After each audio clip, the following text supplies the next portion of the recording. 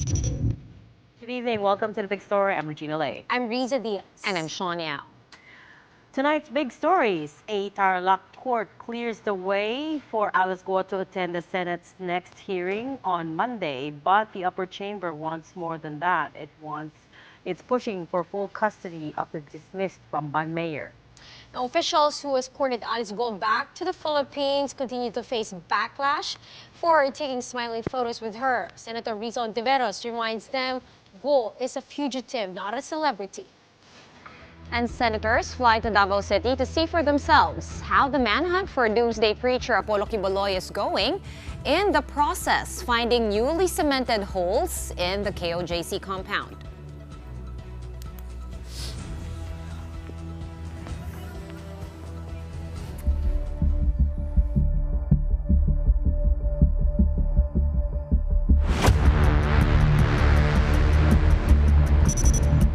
So the big question of the day on whether or not Alice Guo can be compelled to appear at the Senate's next hearing has been answered. Tarlac Regional Trial Court Branch 109 has approved Guo's attendance in the said inquiry. Capas Tarlac presiding judge Sarah de los Santos acknowledged Senator Riza Ontiveros' written request today for Guo to appear at the hearing on Monday, September 9th, 10 a.m. The judge said, given the critical importance of the ongoing inquiry in aid of legislation, the court grants the senator's request. And the court order went on, the accused Alice Guo, alias Guo Huaping, is allowed to attend the scheduled public hearing mentioned above, provided that strict security protocol be observed. So bringing Guo to the Senate will be personnel of the PNP Custodial Center, where she is currently detained. Now, but there's more to this story. There is an ongoing battle for custody of Alice Guo. The Tarlac arrest warrant, which is criminal in nature, takes precedence over the Senate legislative warrant. But Senator Ontiveros says Guo should be detained at the upper chamber. She insisted that it was the Senate anyway that first ordered the ex-mayor's arrest for contempt. It was also the Senate warrant that set off the massive manhunt for Guo until her capture in Indonesia on September 4. And it was the Senate warrant that officials took with them in Indonesia. Ginagalang ko ang karapatan ng judiciary na maglabas ng warrant. Pero ang Senado ang may pinakaunang arrest warrant laban sa kanya. Ang Senado ang nag-trigger ng manhunt. Senate warrant ang bitbit ng ating law enforcers sa Jakarta. Ngayon, kung si Guo Huaping ay di magpiyansa, ibig sabihin mas gusto pa niya makulong sa PNP kaysa sa Senate. We need to ask why. Why does she want to be in a jail more than in the Senate detention facility? Now remember that Tarlac warrant for 2 counts of graft was issued just yesterday, the same day that Guo was turned over to Philippine authorities in Jakarta. And that is why Alice was made to appear before the Tarlac RTC earlier this morning. Ria Fernandez with the rest of the details. Just a couple of hours after arriving at the PNP Custodial Center in Camp Crame, Alice Guo was again on the move. Her destination this time, Capas Tarlac. Yesterday, a regional trial court issued her first arrest warrant on criminal charges. She was charged with 2 counts of violation of the Anti-Graft and Corrupt Practices Act, a bailable offense. Upon arriving, the Alice Guo we saw was far from the smiling person who gamely posed for pictures during her deportation proceedings from Indonesia yesterday. Her head was bowed, hidden under a jacket, arms also wrapped, maybe to hide the handcuffs she was wearing. Inside the RTC, her lawyers presented Guo but decided not to post her 180,000 peso bail. Sa ngayon po kasi, we see no reason for that, considering na kahit mag-bail siya, definitely hindi pa rin makukuha yung purpose, considering nga na meron pa din siyang other warrant of arrest. Based on the court's commitment order, Guo was remanded back to the PNP custodial facility. Guo's legal team also believes she would be safest inside Camp Crame due to the death threats the former mayor has received. After her court appearance, Guo was transported back to Manila. But before she left, this group from Bamban, Tarlac came to see their former mayor.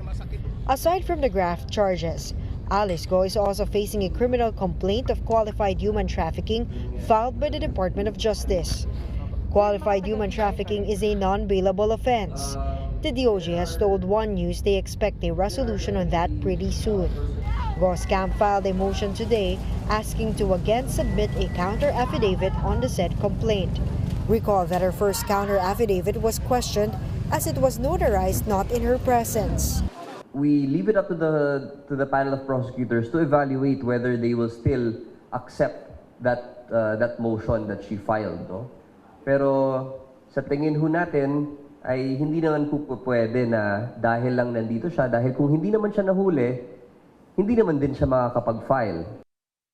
Guo is also facing money laundering and tax evasion cases. There are also the quo warranto petition and cancellation of her Philippine birth certificate case filed by the Office of the Solicitor General. And COMELEC also has a material misrepresentation case against Guo for declaring she is Filipino in her 2022 Certificate of Candidacy. For News 5, Ria Fernandez, we are One News. Well, today was certainly a long day for Alice Guo. Let's retrace a bit after being brought back to the country by a high-level entourage in the wee hours of the morning, flanked by Secretary Abalos and General Marbil. Guo was presented to the media in a brief press conference. The Bureau of Immigration then immediately executed the mission order against her for charges of undesirability and misrepresentation under Philippine immigration laws. Now, a little past 3 in the morning, she was brought to the PNP Custodial Center in Camp Crame for a physical exam and booking procedures. In the daytime, Guo was then transported to Capas Tarlac to face the court before returning to Crame in the afternoon. Now, after being booked, Guo was given the orange uniform for CIDG detainees. She then had a mugshot taken where her name was recorded as Alice Guo, also known as Guo Ha-ping. Now, for her case involving a violation of the Anti-Graft and Corrupt Practices Act filed by the Department of the Interior and Local Government. Her fingerprints were also taken and a press briefing followed. The police also gave journalists a glimpse of the room where Guo is currently detained. Now, during the briefing, DILG Secretary Benher Abalos repeated that Guo had received death threats, which was the reason she left the Philippines. Kino-confirm ko po ang lahat po ng sinabi po ni Secretary na meron po akong death threats po at humingi po ako ng tulong po sa kanila at masaya din po ako na nakita ko po sila. I feel safe po. Maraming salamat po. Now, afterwards, the former mayor quickly turned away from the media while still being asked about her smiling photos with the officials who escorted her from Indonesia. Special treatment for Alice Guo. At siya po ay itatrato bilang ordinaryong detainee katulad po ng ibang na-detain po dyan sa loob po ng custodial facility. Now, amid the backlash over the inappropriate photos, the PNP insists Guo will not be given any special treatment. What's interesting is you have a little trivia about the room that we just saw. And it's courtesy of Colonel Jean Fajardo, PNP spokesperson, in her press con this afternoon. Go ahead. Give the trivia. No, you're the one that heard it.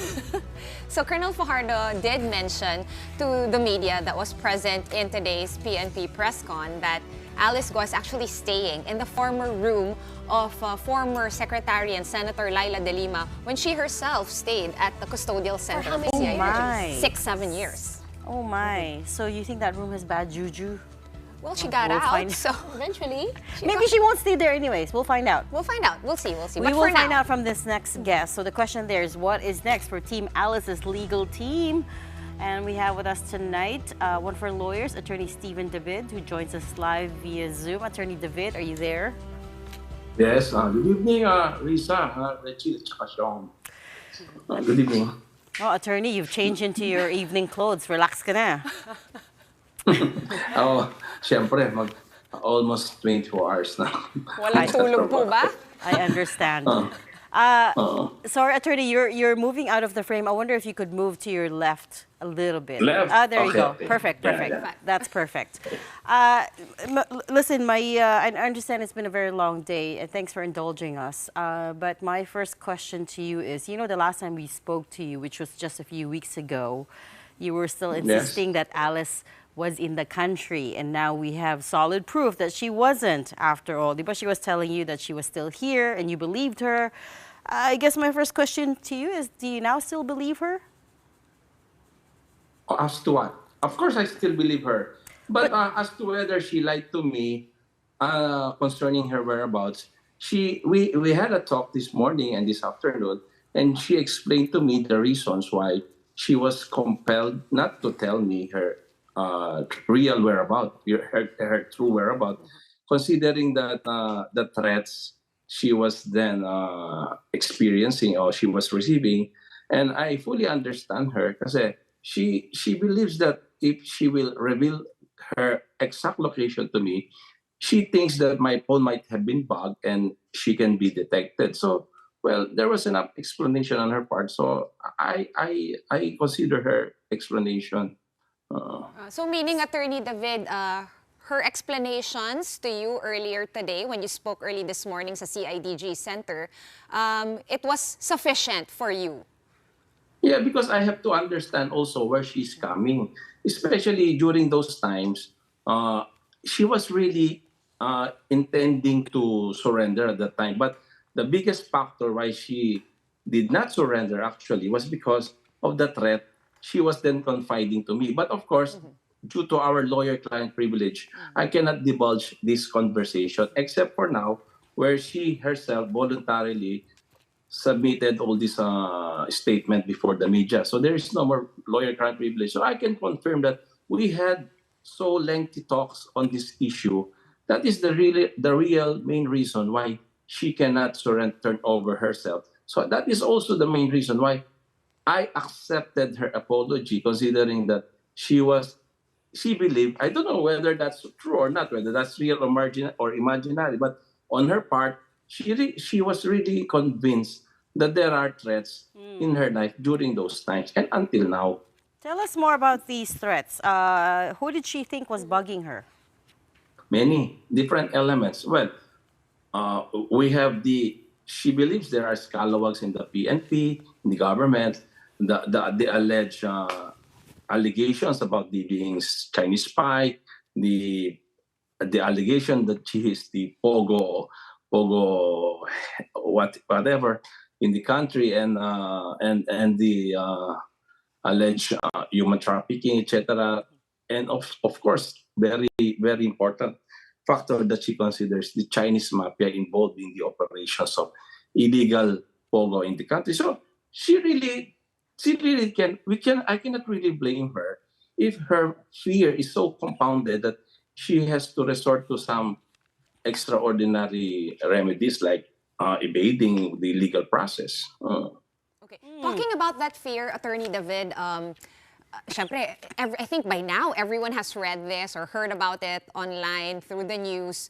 She did decline to post bail, which means that you guys, also her legal team, also asked the court in Tarlac if she could just stay in the PNP Custodial Center. Does she feel safer being in the CIDG Custodial Center inside Camp Crame as opposed to, for example, sa Senate?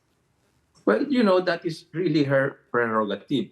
I do not know actually what was the conversation that that was engaged in Indonesia concerning our top officials.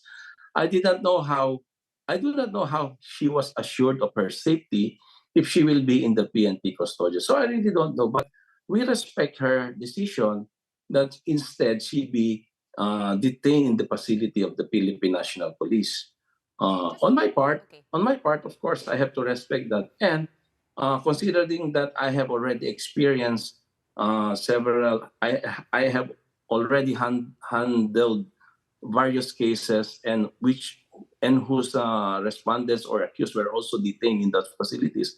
I trust in the capability of the PNP to handle this high-valued detention people, detention prisoners. Just to clarify, attorney, it was her choice. Siya po yung nag-request to stay, to ask the courts to stay na lang, no, sa PNP CIDG Custodial Center. Yes, And not of course. not the suggestion of her attorneys. No, we cannot. Kasi how can we suggest that when it will be her who will be suffering all the inconvenience, di ba? As for me, I am telling her, in the Senate facility, aircon doon, and you will be with your sister. But then here, it's not aircon, and so, well, of course, in the end, she will decide where she wants. About the threats, that's a pretty wide net that you cast there. You said PNP scalawags, Chinese mafia. That's a lot. That's external and internal threats. When she told you that, did you believe her? Whether I believe her or not, it's irrelevant. It's immaterial. She has her fear. Personally, I don't believe that. I don't believe that thing. But can I compel her? Can I force her not to believe that when she is the one experiencing the anxiety, the stress, and she believes in this? That's why I was always telling everyone, whether that's real or imaginary, I do not have control over that. It's her. It's her feeling. It's her fear. It's not my fear. Kasi me, I don't believe. Really, I don't believe that. But she believes that. So what can we do about it? If she fears, she has fear, she has anxieties, how can we say, no, don't believe that? Oh, ako, I don't believe that. Pero she believes that. Can you tell us, attorney, mga I think Alice Guo arrived in Camp Crame slightly after, just a little bit after 3 a.m., no? And Yes. early this morning, I know you guys were given some time to have a consultation with her. Exactly how much time did you have with her? No, before she So had much to... time naman. So much time So naman. much time naman. Oo. Pero ako, personally, hindi ako. It was my law partner, si Attorney Nicole Hamila, and lawyers in our office, which who conferred with her and consoled her and, well, listened to her stories. Right, because Attorney Nicole accompanied her, I believe, to Kapas RTC in Tarlac. And Yes. na-ambush interview po kasi siya doon. Yeah, of course, she was I saw saying, it. so she was saying na just for the benefit of people who might have missed that, she was saying, we got shocked. The new arrest warrants from Tarlac RTC filed by the Ombudsman, it just came out yesterday. So you guys haven't had time to kind of map out the plan. She said she was also rushing to file a motion. Can you tell us, ngayon na medyo lagpas 8 p.m. na, do you guys have a clearer sense of the legal plan? Yeah, of course. Really, we were surprised. We were caught red-handed as to this case, which was filed only yesterday. We did not anticipate this. So nonetheless, we will be filing the necessary motions in order for us to have this case dismissed, because we, the legal team, we believe that we can have this case dismissed by a motion to quash. It's also been reported that prior to her arrest, Alice might have been wanting to surrender. Likewise for her brother Wesley. Can you confirm this, please, attorney? Was she wanting to surrender?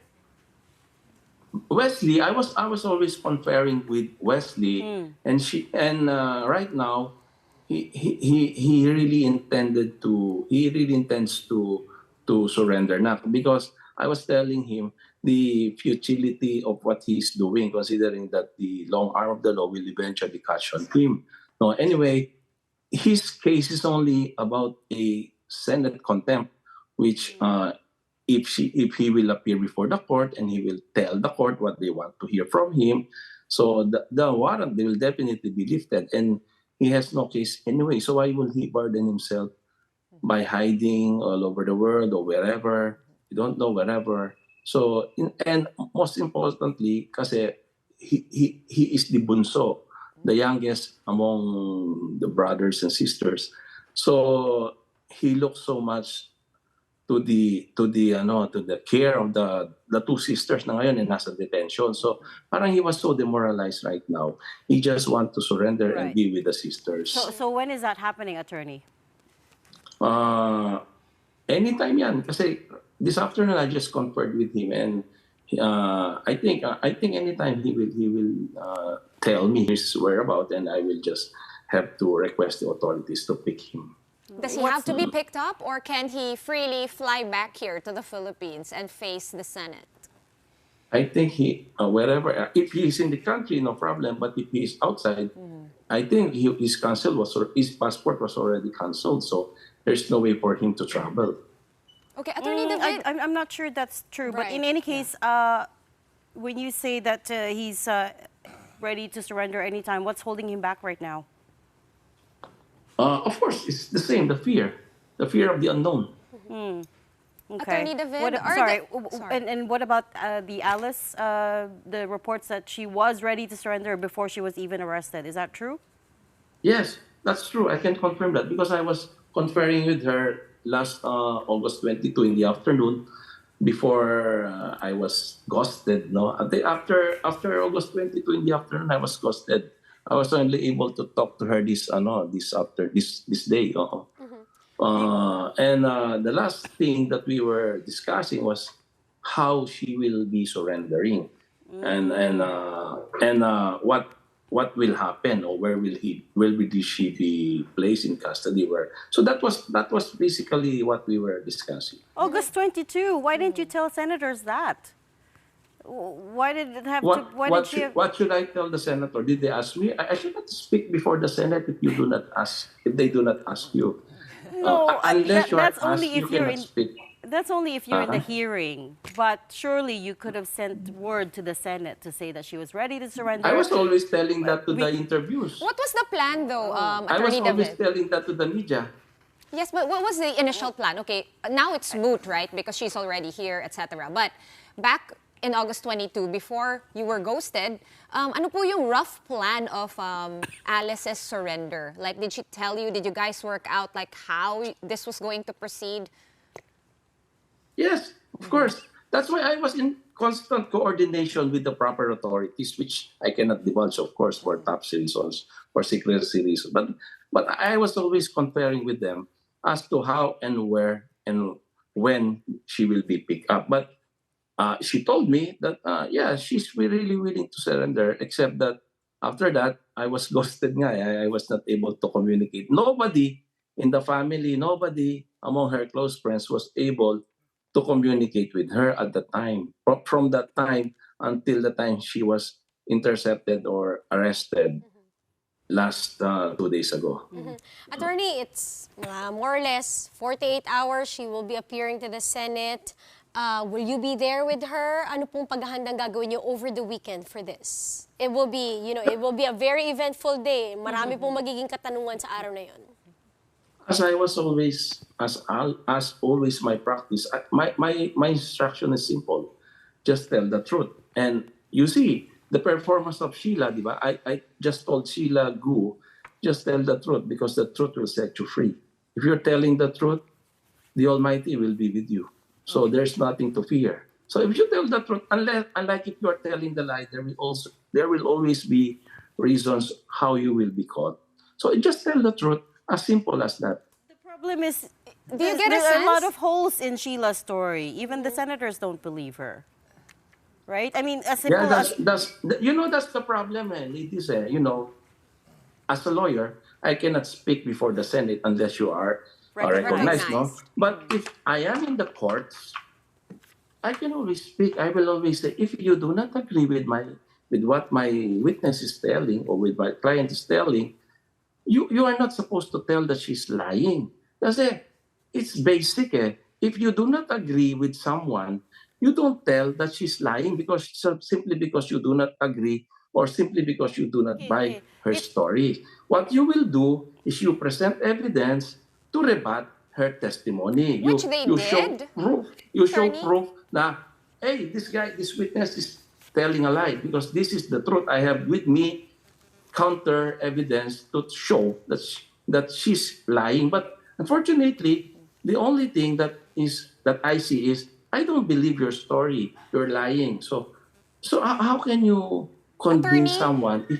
Oh, yes. Attorney, to be fair, Senator Ontiveros did present immigration stamps from Sabah. There's a bit of a conflict with the date vis-a-vis no, yung narration ni Sheila Guo. And also, I did not. I it did not see it. I was there all the time. she I said did it not see was any a fake conflict. stamp. She said it was It the was a fake Sabah stamp. stamp. Who did not Yeah, look credible. it was indeed. Yeah, it was. You know, she told the reason why she cannot speak English. She didn't know anybody there. She just handed her passport to whoever that lady was, no? And upon the return of the passport, ayan na. So how can you blame someone she cannot speak English? Or Is there- she that's what doesn't know this. I posted this on my Twitter or on X, Attorney David, that I feel like it would be a great service to just everyone involved if they got Sheila a translator. Is that something that we are looking into? Well, we were speaking of the situation in Sabah. She did not know anyone there. She did not understand English. And when they were, according to her, during the Senate hearing, there was just these people who facilitated the documentation. She did not have anything to do with those things. No, actually, What Attorney, she was telling, sorry to interrupt, but I meant in the hearings itself, because sometimes the senators talk fast, they talk over each other, tensions get a bit high, and at least to me as an observer, and I watch every single minute of these hearings, it would seem sometimes she understands when they're repeating it in simpler terms and rephrasing it, but I feel like a lot of the time she doesn't actually understand or she cannot express herself in English or Filipino well enough. agree. Yeah, I agree with you. I agree with you. Even when I was conferring with her, I really have to repeat my Tagalog before she can comprehend me. I agree with you with that. Are you gonna fight to get her maybe a translator, someone who can speak English, Filipino, and Chinese, just for her for everyone's benefit, really? It's not my call eh. It's kung sa tingin nila kailangan they will provide for that. Not for Alice. I think Alice can speak a little bit Sheila. English for For Sheila. Sheila. But in any case, now that you've conferred with your primary client, Alice, their story about leaving the Philippines from Banban, they were picked up in a van, taken to a port about 5 hours away, got on a boat, then another boat, and ended up in Sabah. Do you believe this story? Of course, I believe that story. That's the story of Sheila in the Senate.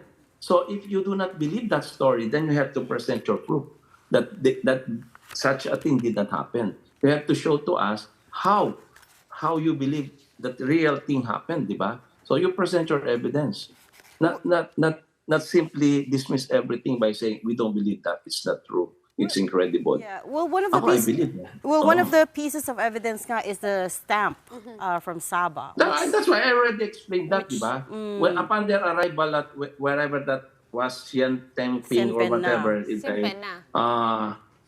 there was this guy or this lady who handled all these documentations, and considering that she didn't know anything, and this lady was not even able to reach college. She did not even undergo any Philippine schooling except for first or high school education in China. So she just placed everything, her trust in her sister who is more educated than her, si Alice na nga. So, yan, tiwala lang siya doon. Ito gawin natin. So that's it. Attorney, matanong na rin po namin, do you have information also regarding or what's the latest on Cassandra Ong? Cassandra is well represented by Attorney Topacio. I don't know anything about Cassandra. I only met her during the inquest proceeding, the first and the last time. And just really quickly, one quick question. Do you get a sense, Attorney David, that before Monday, or on Monday, do you get a sense whether or not Alice is ready to talk and to explain? She is, as I was always telling, why will she talk there as a resource person, right? She's not supposed to talk there as a witness or as an accused.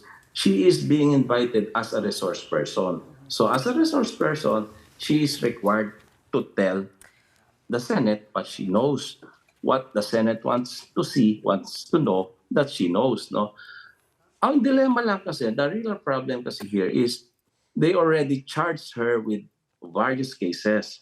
So, under the Constitution, a constitutional right which is more paramount than any legislative inquiry or any investigation for that matter is her right against self-incrimination, because, you know, whatever you will say as a resource person may be used for or against you in the court of law. Right. So we cannot compel anyone, because we are still under the rule of law, we are still democratic process. We cannot compel anyone to be a witness or to say something against herself, especially in a formal legislative inquiry. That's the dilemma kasi. Okay. No, we have seen that play out with Sheila's Senate hearings, but we're gonna have to leave that there for tonight. We'll definitely be following this hearing closely on Monday. Thanks so much for taking time out to talk to us tonight. Thank you, ladies. Attorney Stephen David, lawyer to dismissed Bamban Mayor Alice Guo. And the backlash is still coming fast and furious for officials, including DILG Secretary Benhur Abalos, for taking photos with a smiling and happy Alice Guo.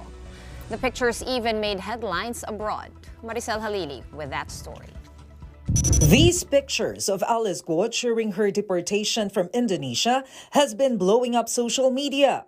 These photos showing a smiling Guo with NBI and Bureau of Immigration agents, and another one with Interior Secretary Benhur Abalos and PNP Chief Romel Marbil drew much flack from social media users and lawmakers alike.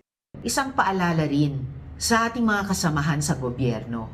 Hindi dapat ginagawang social event ang pag-aresto sa isang puganteng sangkot sa patong-patong na kaso ng human trafficking, money laundering, fake identity at gross misconduct. It even made foreign headlines, like this story from the BBC titled Fury, as Filipino officials pose with China's spy mayor. Secretary Benhur Abalos explained it this way. So we looked at the camera, tumingin kami. Siyempre, pag tingin mong ganyan, di mo naman kung anong ginagawa nito, ay nagpapakyut pala, di ba? But if you're going to look at it, I was looking straight at the camera. As for the NBI and immigration personnel, the DOJ has asked them to explain their photo with Guo. It was inappropriate to post those pictures, but it was a moment that was, I guess, that we could be proud of. But again, the job is not yet done. The secretary was also quite frustrated na ito po yung naging focus ng operation. For his part, NBI Director Jimmy Santiago apologized on behalf of the organization. Humihingi ako ng paumanhin, command responsibility, no? Tinatanggap ko po, at yung aking mga tao naman, nire-reprimand ko rin sila. Aside from the photos, snippets of this conversation between Secretary Abalos and Guo also made the rounds. Guo was heard telling Abalos that they have met before. Hi, Sir. Alice, ikaw pala si Alice. Hindi Opo, nakita po tayo before. Saan? Tarlac po, Sir. Ikaw talaga. Sir, katulong. Didekret po kasi. At an event today, President Bongbong Marcos brushed off anger over the photos of officials smiling with Alice. That is part of the new culture now na nagpapakuhalagan ng kahit ano. Kasi po-post nila, tignan mo, nakasama ako dito sa team na nag-aresto sa ganyan-ganyan. That's, ang tawag natin sa Pilipinas, we are the selfie capital of the world, di ba? Hindi nag-selfie, hindi mo naman pigilan ng tao na ngumiti. Still, the president had this message to Guo. Will not help her at all to be evasive.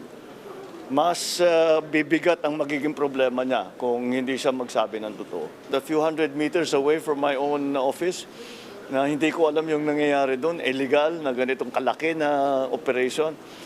Kaya sana maipaliwanag niya kung bakit hindi niya alam. For News 5, Maricel Halili, We Are One News.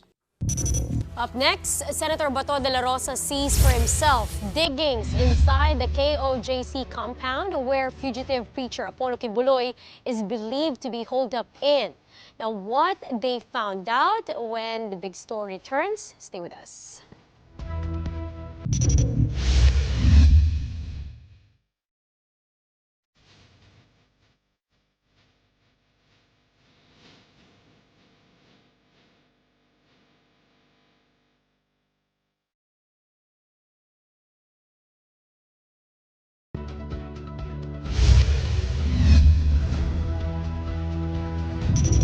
Welcome back. You are watching the big story here on One News.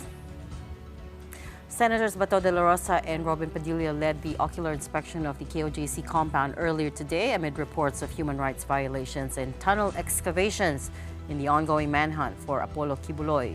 Marian Enriquez has that story.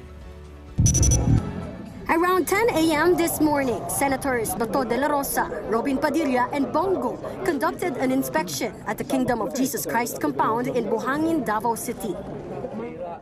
They were accompanied by KOJC's legal counsel, Attorney Israelito Torrio, and other members. Their first stop was the KOJC Cathedral, where the senators noticed a hole. They also inspected what was alleged to be a secret door leading to a holding area inside the cathedral. The senators then proceeded to inspect the basement of Jose Maria College, where the KOJC camp claims the police are conducting excavation activities. Upon entering, the senators noticed wooden planks on the floor. They suspected that these might be covering an excavation. However, after removing the planks, no excavation was found. Not far from this, they also observed what appeared to be a newly cemented floor inside the basement. The shape of this newly cemented floor matches the image of the drilling activity previously released by Attorney Torrio. Senator De La Rosa ordered the floor to be destroyed to determine if there were any traces of excavation.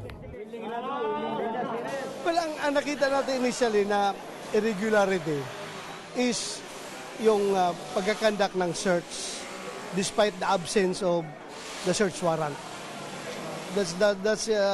Yan ang una natin nakikita.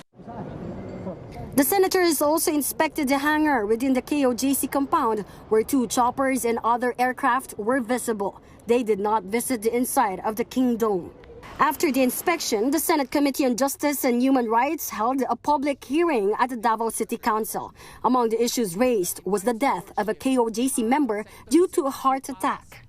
Meron kami ambulansya, ayaw nila ipalabas. After how long? Ay nako, mga 11 o'clock na ata or 12 o'clock Ilang oras na ata. Ilang oras? Lunchtime na po. Ha? Lunchtime.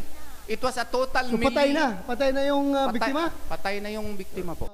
But PNP Region 11 Director, Police Brigadier General Nicolas Torres said that it was the KOJC members who refused to allow the PNP ambulance to enter to assist the person who suffered the heart attack. Pinapapasok namin ang aming ambulansya, sir.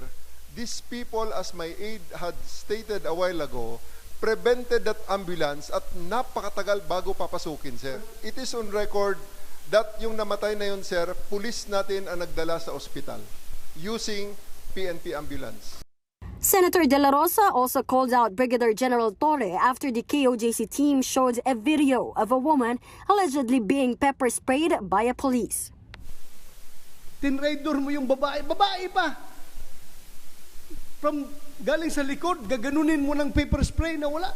Nagsasalita lang naman yun sa harap ng mga tao doon. Tapos, galing sa likod pa. With the element of treachery. I tell you, nakakaya. Pulis yun. Tapos babae pa yung may edad pa na babae. Mas matanda sa kanya. Gaganunin niya galing sa likod. Tirahin ng pepper spray. Tapos sipat siya kagad. Oh, we don't want to have people like that in the Philippine National Police. One life lost is one too many. Ang tanong ko po sa inyo, at tatanungin ko to sa inyo mamaya. At ano ba ang magiging endgame dito? Hanggang kailan tatagal ang sitwasyong ito? Ano ba talaga ang endgame dito? We're appealing to you to please give these people peace of mind. Ibalik sa kanila yung property. Hindi mo kayang gawin yan? But in the end, the PNP maintained that the search for the fugitive preacher, which began on August 24, will continue. Davao City Mayor Baste Duterte said that the LGU has no authority to stop the PNP's activities in the KOJC compound, especially since the orders came from Camp Crame. For News 5, Marian Enriquez, we are One News. The National Maritime Council says the Philippines will maintain a constant presence in Escoda or Sabina Shoal to prevent China from controlling it. NMC spokesman Vice Admiral Alexander Lopez says they will remain resolute and keep up presence there through patrols or other means. That's even after a China Coast Guard vessel deliberately rammed the Philippine Coast Guard's BRP Teresa Magbanwa 3 times on August 31st. Now, more recently, the AFP said it spotted 203 Chinese ships in the West Philippine Sea from August 27 to September 2, significantly higher than the previous week. 71 were spotted in Escoda Shoal, which were a mix of China Coast Guard vessels, maritime militia vessels, and People's Liberation Army warships. Let's talk about this more. Joining us tonight in person is Armed Forces spokesperson Colonel Francel Margaret Padilla. Colonel Padilla, we are honored to have you here with us live on set. Yes, I'm really honored to be here in person with you as well. There's so much to talk about. Let's start off with the West Philippine Sea. As Riza just read, increased Chinese presence out in Escoda Shoal. There is a little bit of a talk that it might be the next flashpoint. What does the AFP think? The numbers of the ships every week that we report, it really varies, no? From with different incidents and different conditions of the sea.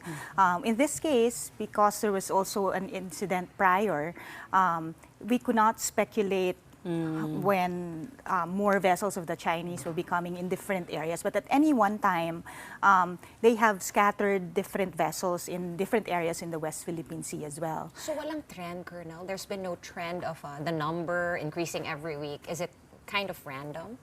Yes, it's kind of random. It's also seasonal and also depends on the weather. So there's different conditions. That's why we cannot actually speculate on when there will be more and when there will be less. Nor is there an explanation as to why. Like, bakit dumadami? Like, why is there an increasing number of Chinese vessels?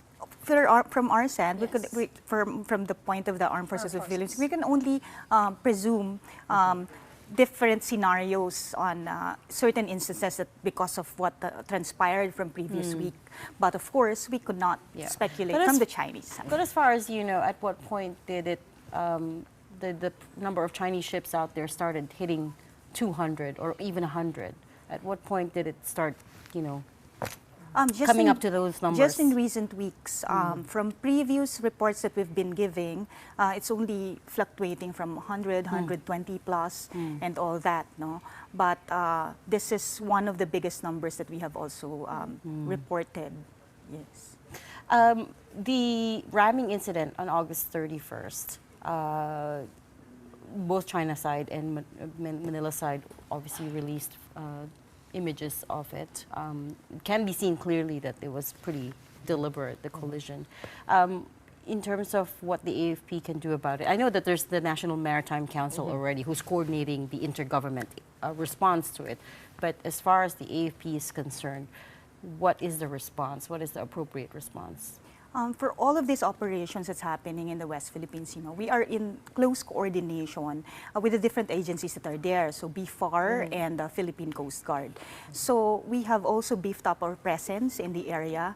We have allocated more vessels to patrol the area. So at any one time, the Armed Forces of the Philippines is there in the vicinity doing our patrols, both at sea and on the air. So you're talking about the Armed Forces, the Air Force, and the Navy. So there's Navy boats, and then, of course, we heard about the flare incident, so we already know that the Air Force is kind of doing some patrols. Yes, these are regular patrols that we're doing. So these are MARPAT missions that we do, maritime patrols. So we do it by air and by sea. We have enough vessels to maintain presence there? I mean, we were just talking about this earlier, but it's a serious question. Do we have enough presence to match China's incursions there? Which, by the way, I will point out is well within the Philippines' exclusive economic zone. Yes, we do.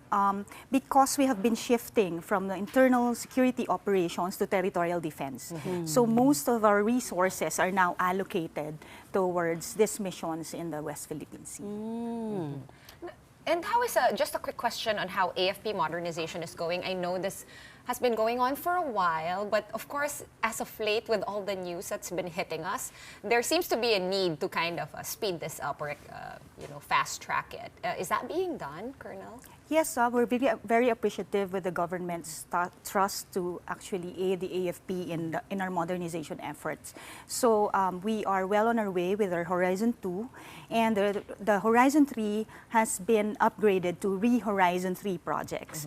And the Re-Horizon 3 modernization actually has more focus on maritime and aerial defense capabilities, as well as cybersecurity. Thank you. Nowadays, Colonel, when we talk about defense, it's not enough. We're not just talking about warships, warplanes, and tanks and guns, right? Or even missiles. We're talking cybersecurity. I did catch your talk recently, and I figured out you were actually a cybersecurity specialist. How does this tie in with the West Philippine Sea issue? Because why is the AFP minding cybersecurity, right? When we're talking about something that you can't see, like enemies that we can't see, we can't feel really.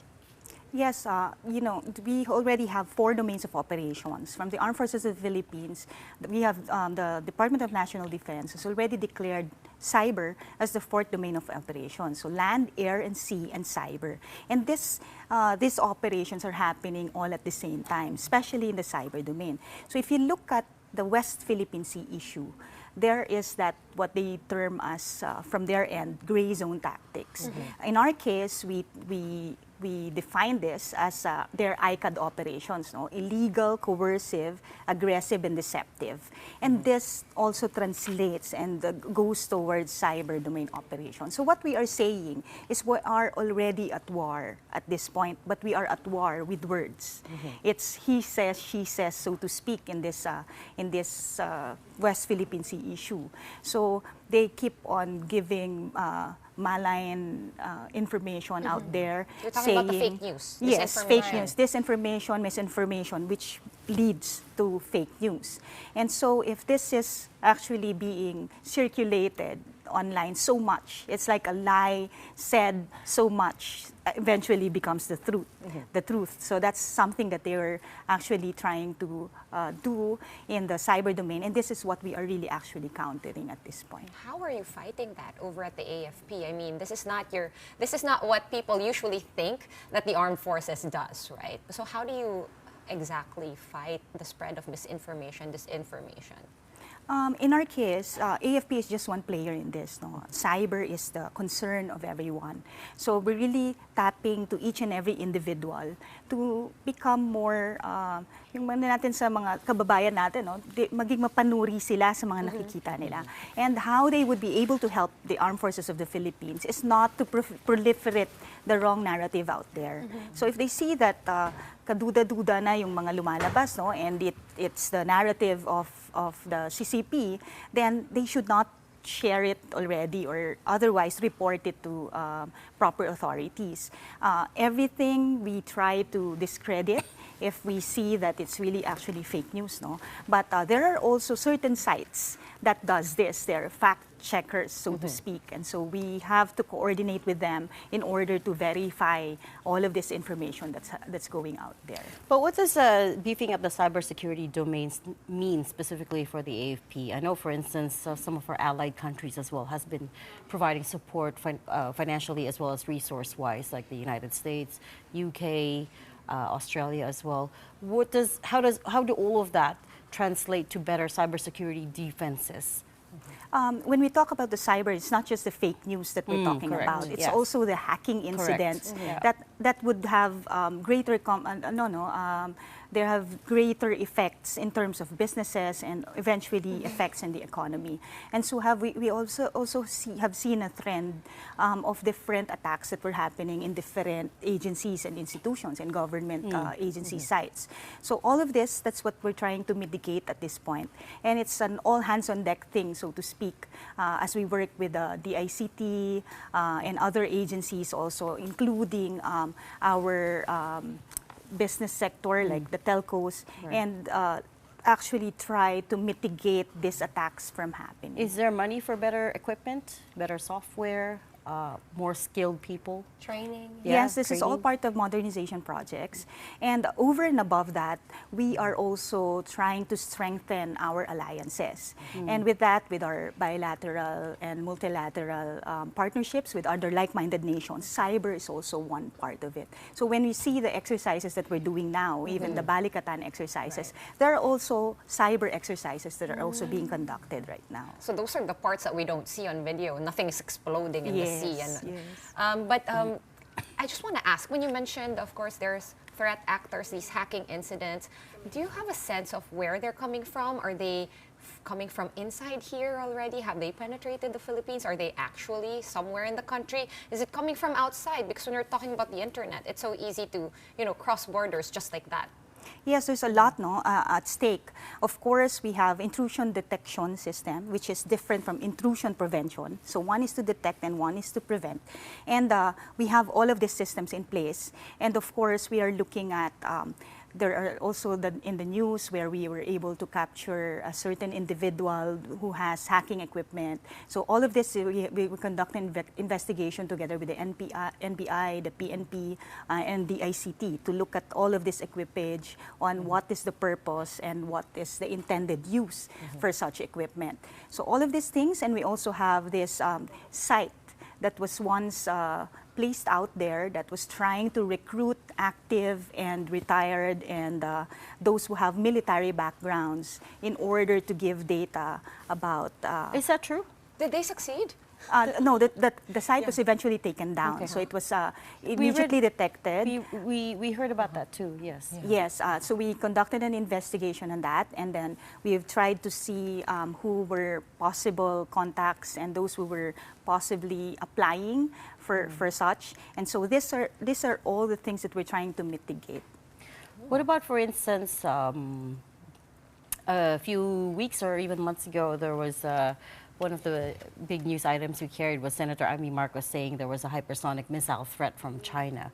What about those kinds of claims? Nothing came off it as far as we know. I don't know if there's a real threat of hypersonic missiles, but a lot of people have debunked it already. Is there a, is there any effort from the part of authorities to try to track down where it came from? All of these things, we have dedicated units to investigate and check the veracity of all of the reports. And so we actually appreciate any report that our kababayans are giving us. No? In the side of the AFP, we cannot do this alone. We cannot also be there anywhere at any one time. So we actually encourage for most of our kababayans to tell us anything that they see that is quite something that we should act upon, and we will be doing the necessary investigations accordingly, as we have dedicated units for those. We actually created new units, intelligence units, to beef up our operations. Do we not publicize about these units so that, these threat actors are not immediately alerted that there are operations targeted against them? Yes, we do. Everything is published in the AFP website. And we also have regular press conferences every Tuesday. It's a regular thing. Anything that we engage upon, create a new unit, we publicize it accordingly. Has the AFP been roped into this whole Alice Guo case? I mean, obviously, it's, per the senators, it's bigger than anyone thought. It doesn't just involve the Bamban operations, not just the PORAC operations, but there is an undercurrent here of, we could be up against syndicates, right? There's even some foreign media that have reported that Alice Guo could be a Chinese spy, right? Or even the Quadcom that are trying to connect EJKs with drugs, with the POGOs. And what's AFP's involvement in all of this? Yes, Reg. AFP is actually part of the PAO. No? And in all of these things, anything that's happening, as long as it involves national security, the AFP is always a part of it. So any operation that they conduct, the AFP is willing and always ready to augment in terms of anything that we can assist if it's law enforcement. There are, of course, certain agencies that are front lines in certain operations. But in this, because it's national security, the AFP is directly involved. Quick clarification, what is the difference between the PNP and the AFP when it comes to, for example, these raids against POGOs conducted by PAO? Because they're the body that conducts the raids, right? So what would be the difference between the roles of the police and the AFP? In any law enforcement operation, it's the police who takes the lead or the NBI. And we play a supporting role as to whether they need augmentation from our troops, intelligence efforts, investigations we also conduct. So we are all one in this. It's a whole of government, so to speak, approach in terms of investigating and conducting operations in terms of illegal activities related to POGOs. And so as far as Alice Guo is concerned, does the AFP have any better sense of whether she is part of a larger syndicate or not? As I said, the investigation is being conducted and we're part of it. So any role that the AFP will play moving forward, we are ever ready to assist. So it's going to be, at the end of the day, you know, whatever findings there are will be announced by PAO. PAO. Yes. So if you have any questions, we should ask PAO. Regarding Alice Guo. Yeah. Yes. We've run out of time. We could talk to you longer, but unfortunately that's all we have for tonight.